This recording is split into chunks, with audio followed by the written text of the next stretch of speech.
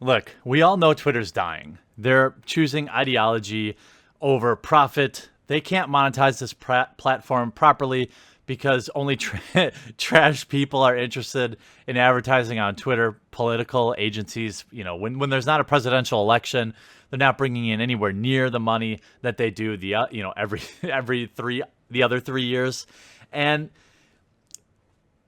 Jack put out a tweet that basically confirmed that Twitter's dead, and makes me understand more why places like Gab.ai continue to have barriers to get on the iTunes and Android market, because they're in the pocket. They know that if Gab.ai was a more reasonable option for mobile users, that we would see a huge exodus from Twitter. And here's just another more disconnected tweet from from Jack that I just have to go over with you all, because I know this isn't like my normal content, but I'm interested in business, and e-commerce is my trade, and I do actually spend money on Twitter advertising for some of my clients, and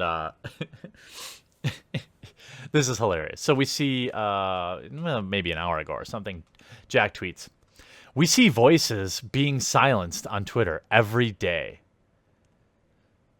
That's your first sentence, Jack. Let me ask you, Jack. Who has the power to silence anyone on Twitter other than you? Ask Milo. Ask Sargon of Akkad.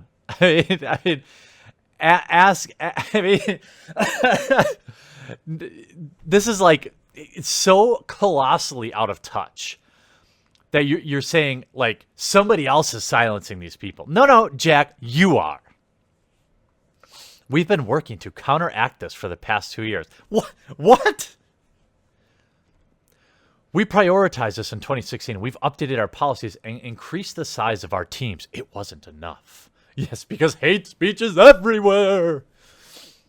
In 2017, we made it our top priority. Yes, over profitability, policing speech on Twitter became your top priority. I believe that. I actually 100% believe him here. Today we saw voices silencing themselves. He's referring to the women not being on Twitter Day. Oh my God. Yeah, a ton of women were off Twitter. Yeah, I'm sure they weren't all furiously refreshing that hashtag to see all the impact, which honestly was, of course, none, like almost all boycotts. We're still not doing enough. We've been working intensely over the past few months and focused today on making some critical decisions. We decided to take a more aggressive stance in our rules and how we enforce them. So, Jack, what is the primary arm of rules enforcement you have? In fact, the only arm of rules enforcement you have, Jack? Do you need a minute? Okay, well, if you don't want to answer because you're just a meme here in this conversation, I'll answer for you. What happens when you violate the Twitter rules? You get suspended, silenced, or suspended, whatever you want to call it. What happens when you have lots of people that want to silence you? You get silenced. You get suspended off Twitter. We've seen these hate campaigns work with guys like Sargon, people like Milo, people that, Milo, while a provocateur and a bit of a dead meme himself, certainly didn't deserve to be banned off Twitter. So what Jack is really saying is here, we're not silencing the right people. That's what he's really saying here, right? New rules, unwanted sexual advances, non-consensual nudity, hate symbols. Oh God, not Pepe. They're coming after Pepe. Violent groups. Yeah, my ass. We'll see. There'll be a cold day in hell before Jack ever silences Antifa or violent left groups like Black Lives Matter. It'll be a cold day in hell before these groups get banned off Twitter. I assure you this. And tweets that glorify violence. Okay?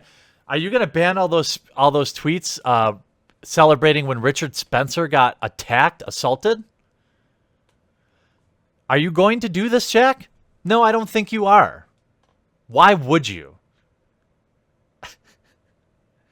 These changes will start rolling out in the next few weeks. More to share next week. So what Jack is saying here is we're going to be banning more people, more of the people guilty of wrongthink. And what is this going to do? It's going to accelerate people leaving the platform. Most of the accounts on Facebook are inactive. And certainly advertisers aren't seeing much ROI. I can speak to that directly in terms of transactional based advertising. If you want to piss away money on branding, you're welcome to do that on places like Twitter. But smart brands aren't spending money to advertise on places like Twitter because it's a cesspool. Okay? The platform itself is basically become a propaganda machine. And all this is saying here, what he's really saying here, is we're going to work harder to root out people we disagree with and promote, much like the Google algorithm or YouTube algorithm does, promote people who we agree with. We see this on YouTube. We see them trending videos that ideologically would align with many of the people at Google. We actually saw Project Veritas this week roll out a more footage of somebody basically saying in a cavalier manner, like, well, yeah, we basically control the trending page. I know who's in charge of that. We can help you, right? When Google agrees with your ideology, magically you're trending. But you're trending. You know, iDubbbz puts out a video that gets 20 million views in like 48 hours or 10 million views and never was on the trending page once. I mean, clearly the word trending just means propaganda, right? They put music videos on there that have like 1,200, 1,300 views. They put on the trending page, right? This is where Twitter's going to go, and it doesn't help YouTube, and it's not going to help Twitter. Why am I still on Twitter, you might ask? Well, might as well ride it out. But I'm certainly in the corner of Gab.ai in terms of getting on the Google Play Network and the Apple Store. And I think you should check out Gab.ai. It's a great platform, and they don't have any crazy rules, draconian rules like this. And it would be one thing if these things were universally enforced. I could actually get behind that. If they said, look, violent groups on either side of the political spectrum, not allowed on the platform. Fine. I'm actually fine with that. Now, free speech applies, but not in this case. I mean, it's their platform. I would have no problem if they said, all nudity is a bannable offense. All sexual advances are a bannable offense. That's fine. It's your platform. You should be able to do that. But what we know is it's going to be unevenly enforced. And this will be just another nail in the coffin of an already dying platform. Rest in pepperonis, Twitter.